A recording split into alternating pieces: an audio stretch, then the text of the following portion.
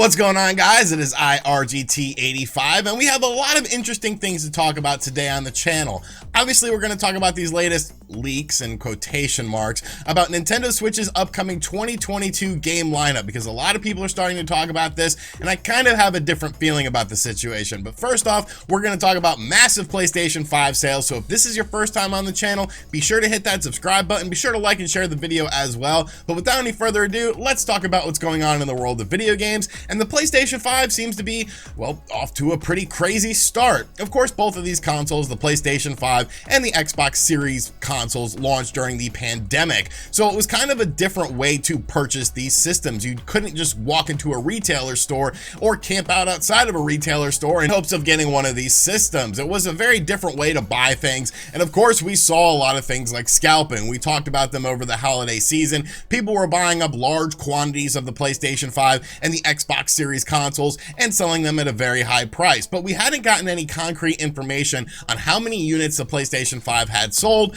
until this morning, because Sony Interactive Entertainment announced that the PlayStation 5 has sold over 10 million systems since launching last year. And honestly, that's pretty impressive. Now, we do have to factor in the fact that yes, scalpers did pick up some of these systems. How many of these systems did they pick up? How many of these systems are still potentially sitting in a warehouse or in some weird kid's bedroom waiting to be sold at a higher price? We can't really tell with that. And I don't think Sony Interactive Entertainment really cares about that either. You don't care about who's buying your system. You just want to make sure that people are buying your system. There's obviously been a lot of buzz about the PlayStation 5. Even the design of the system itself led to a lot of this buzz. It looks very futuristic, especially compared to other consoles on the market right now and just other Sony consoles in general. I do wish they would have went with the standard black instead of the white, because the white attracts like dirt and dust on it and fingerprints if you have to move it around. But obviously these are very big sales for the system. But really what I was interested in was seeing what software sales Sony was talking about when it comes to the PlayStation 5, because that's something we haven't heard too much about. We've heard things like Returnal was a big mega hit according to Sony's website and what they have said via press releases, but we hadn't gotten any concrete information on actual game sales once again until today, because Sony released some game sales figures for the PlayStation 5, but I'm going to put an asterisk on this because you'll see some things going on here that, you know, maybe these aren't just PlayStation 5 sales. Now, when it comes to specific games, we have Marvel Spider-Man's Miles Morales coming in at 6.5 million copies sold since November 12th. Now, what's interesting about that is that's not classified as just a PlayStation 5 game. That was also a PlayStation 4 game. So you, of course, have over 100 million PlayStation 4 sold in the world. So a lot of people probably picked this up on the PlayStation 4 if they were not able to get a PlayStation 5. Now, I got this on my PlayStation 5. Absolutely love this game. This was definitely the highlight of the PlayStation 5 launch for me. Definitely a very enjoyable game. The Miles Morales character was someone that I was honestly unfamiliar with, as I don't really watch the movies or read the comic books or anything like that, but I instantly fell in love with him. He definitely felt a lot more human than someone like Peter Parker, almost like someone living in a more modern age and a more modern world. But it is interesting to see that they specified that 6.5 million copies were sold, but did not sort of break that down. The next game they talked about was MLB The Show 21, which sold more than 2 million copies across all platforms. The game also reached more than 4 million players since releasing on April 16th, 2021. Now, the MLB The Show game, of course, was a multi-platform game. It released on the Xbox and on the PlayStation. There was also a version on the PlayStation 4. There was versions on the Xbox Series X. Of course, this game was available on day one for Game Pass users over on the Xbox consoles. So it's like, well, how many of those were really PlayStation 5 sales? Now, the final two games were actually PlayStation 5 exclusive games. You could only get them on the PlayStation 5. Returnal was the first game, and it sold over 560,000 copies since releasing on April 30th. And honestly, that's very impressive. Anything over 500,000 copies is very impressive. But the way that Sony was kind of playing this up to be like such a mega hit, I would have thought it would have been over like 1 million sold, because that was a big exclusive game for the PlayStation 5. If you sold 10 million units and this game didn't seem to crack 1 million so far, it's like, well, what are people people playing on their PlayStation 5? You know, how many of these PlayStation 5s were actually purchased by gamers, and how many of these PlayStation 5s were actually purchased by people just trying to scalp them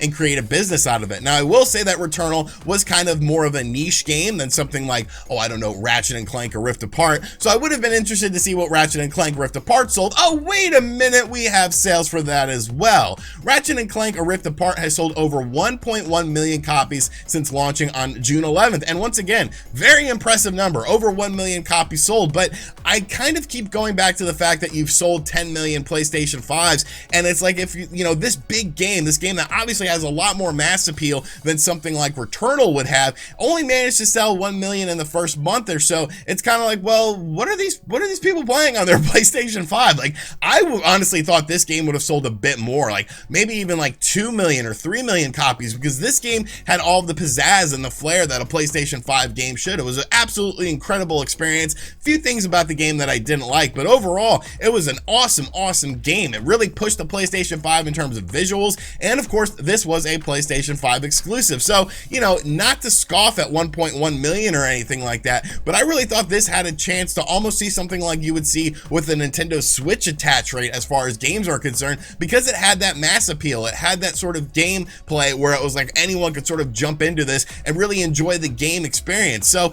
hats off to PlayStation. You know, selling 10 million units in this short amount of time is very impressive. The game sales are also pretty impressive as well. I would have thought there would have been a little bit higher on some of these titles, but obviously the PlayStation 5 is off to a great start, and really it's just getting started. You know, games like God of War, Horizon Forbidden West, Gran Turismo 7, I think those are games that are going to sell very well as well on the PlayStation. So definitely very impressive stuff. It's great to see the video game industry be alive and healthy, and this is definitely good stuff. This video is sponsored by me and the RGT Live channel. I'll have a link to it in the description box down below, but this is the new channel where I will be going live pretty regularly, so make sure you guys go ahead and subscribe and turn on notifications so you can catch my live streams. And finally, about a week or so ago, some new Nintendo Switch leaks hit the internet talking about the Nintendo Switch's 2022 games lineup. Now, I saw these leaks when they first came out on the internet, and I looked at them and I was kind of like, you know, considering the source, considering the track record of the source, maybe it's probably not worth talking about these things. But since then, something has been happening. A lot of YouTubers have been picking up on this information. A lot of websites such as comicbook.com have been picking up on this information and pretty much putting it out there as, you know, an actual leak instead of just a rumor coming from an individual on Twitter. Now, I'm not here to sort of discredit what this person is saying. This could be actual information that they firmly believe in, but looking at these leaks, I think they're definitely more rumors. And once we get into the track record of this situation, you know, you gotta question a lot of things. So I just basically want to talk about this because I sort of want to correct some misinformation I feel is coming out there. A lot of people are seeing these videos and these websites writing up articles about this and really getting hyped about it, and I feel like they might be getting hyped for no sort of reason. So that's kind of why my video is titled the way it is. I want people to see this video instead of seeing other people just, you know, sort of hype up these rumors as having actual credence to them. So this information is coming to us from a Twitter user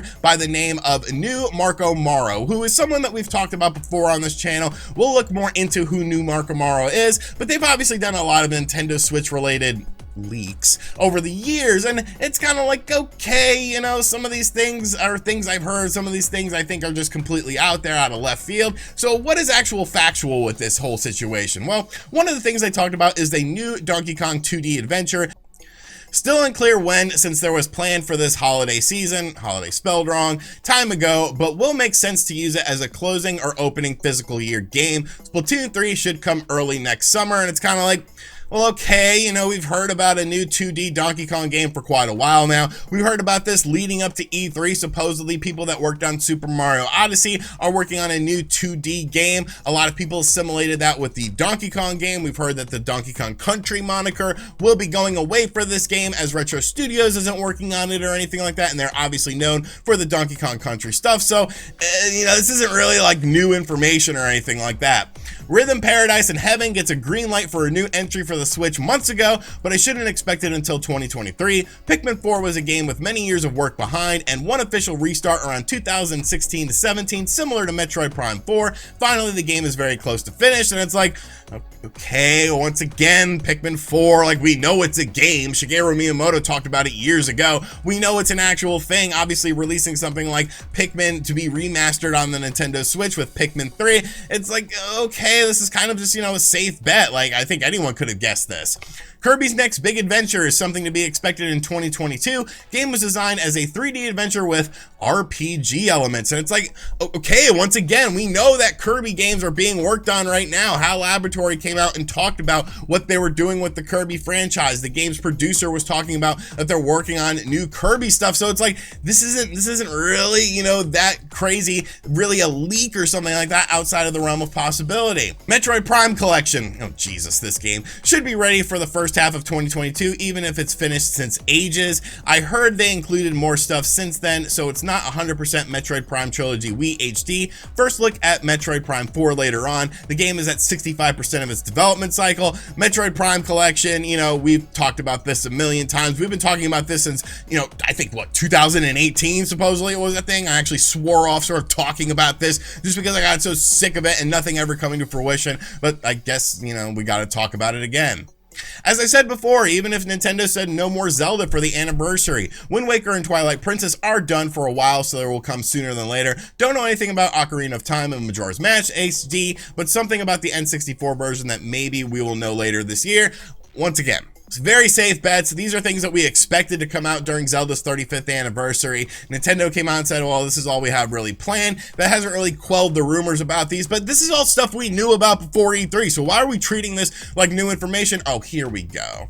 Here we go. This is why we're treating it as new information. As I stated a year ago, there's a remake for Oracle of Ages / Seasons in the works for 2022-2023. There was plans to include a third game that was originally planned for the Game Boy Color. What it's clear, at least since the start, it will be separate releases. Oracle of Ages and Oracle of Seasons remakes? Really? Like, it sounds like a pipe dream, and it sounds such like a pipe dream that I don't even think it's an actual reality, because these are some very deep cuts within the Legend of Zelda games. When was the last time you heard Nintendo actually mention and acknowledge these games' existence? Now, of course, these games came out on the Game Boy Library of Systems, the Game Boy Color. I actually have Oracle of Ages. I really enjoyed that game. I never played Oracle of Seasons. There were some differences between the two games. It was kind of like a Pokemon Red and Blue situation when these games came out. But Oracle of Ages and Oracle of Seasons, so you're saying that there's going to be a Wind Waker and a Twilight Princess, and then they're going to do more stuff potentially with the N64 Zelda games, and then they're also going to make Oracle of Ages and Oracle of Seasons, all while making Breath of the Wild 2. Like, that seems like a lot of Zelda stuff. That seems like a lot of Zelda stuff that would have made sense for the 35th anniversary, not really for 2022 and 2023. There was also some information on Detective Pikachu stuff, but I don't really care about Detective Pikachu. So a lot of people are excited about this stuff. A lot of people are buzzing about these rumors, but I want to give you guys a dose of reality, because over on Reddit, there's actually a very good thread about previous leaks from this individual leaks that were over the past few years. These were stemming from 2020, supposedly about 2021. So I want to go over this information with you guys and maybe bring some sort of perspective to this. So this was posted over on the Nintendo Switch Reddit about a month or so ago, and basically it was summarizing what new Marco Maro said in 2020 about the 2021 lineup of games for the Nintendo Switch based on leaks, quotation marks, even though you can't see me. The first half of 2021 was going to have new Pokemon Snap. We already knew that was a game. A Pokemon Collection, that didn't happen. Zelda Breath of the Wild sequel, that didn't come out. Metroid 2D, that's still not out yet. A new IP, okay, that's very generic. Fire Emblem remake, that did not happen. The second half, Bayonetta 3, didn't happen. Zelda Collection, didn't happen. Zelda Wii U ports, we got a Zelda Wii port. Kirby, didn't happen. Donkey Kong Country 6, didn't happen. Pokemon Gen 4 remakes, once again, that was something that was heavily rumored, and of course we did get that with Brilliant Diamond and Shining Pearl, I believe are the subtitles of those games. Unsure, a WarioWare game, okay, we did get that. Style Boutique Captain Toad sequel, we didn't get any of that stuff. Beyond, Pokemon Let's Go sequel, Detective Pikachu sequel, Wario Land, new Pikmin game, Zelda Oracles remake, Paper Mario remake, Advance Wars, Metroid Prime Collection, Metroid Prime 4, Camelot's next game, another Mario sports game. So did you notice a trend with these 2020 leaks about 2021 games? Because I sure did. a lot of this stuff didn't happen. A lot of these games weren't announced. A lot of these games obviously didn't come out during this time frame. I mean, there was definitely a lot more misses than hits with this information. So can we really trust this information as something that is a leak, or maybe more so just a rumor and speculation? Do I think new Marco Morrow knows some things? I mean, maybe it's hard to say, because a lot of this information is stuff that we've been talking about on this channel for many months, and even in some cases many years. It's stuff that's kind of just well known and well out there. So just sprinkling in some sort of, you know, deep cuts like Legend of Zelda Oracle of Ages and Oracle of Seasons getting a remake, if that does end up happening, you look kind of like a genius. But if that doesn't end up happening, you know, you can always just be like, oh well, maybe it canceled development. So I just wanted to bring this here guys' attention, because like I said, a lot of YouTubers are picking up on this story. A lot of websites are starting to pick up on this story, and they're giving people a lot of hope for these games. I just feel like Oracle of Ages and Oracle of Seasons is way too deep of a cut to be a game that is potentially worked on and being in development for the Nintendo Switch, especially when you consider we've heard things like Wind Waker and Twilight Princess coming to the Switch, potential of Ocarina of Time. There's still Breath of the Wild 4. We just got Legend of Zelda Skyward Sword HD. It's like, how many freaking Zelda games are you gonna put on the Nintendo Switch at the end of the day? So I don't know. I think there's a lot of baloney with this, and I'm not really believing and buying into these these rumors. But are you guys? Do you think that this man knows what he's talking about? Let me know in the comments down below. Alrighty, so that's going to do it for today's video. Looking at the time for this video, it's kind of a long one, but hey, we had a lot of stuff to talk about, and I had fun talking about this stuff. So let me know in the comment section down below what you think of everything. Do you believe any of these Nintendo leaks? Do you think they're actually going to happen, or do you think it's just someone throwing shit at the wall and hoping something sticks? And the PlayStation 5 sales, are you impressed with 10 million sold, the fastest selling console for Sony in their history? And are you sort of surprised at some of the game sales for these? And as always guys, thank you for checking out this video. If you are new to the channel, be sure to hit that subscribe button, be sure to like and share the video. Also, if you stuck around this long, check out my live stream channel. Yes, RGT Live is now a thing. I'll be going on there randomly. Maybe I'll develop a schedule or something like that. I don't know. It's just, I'd like to sort of just fly by the seat of my pants, and random works better for me. And as always, I'll catch you guys on the next one. Later.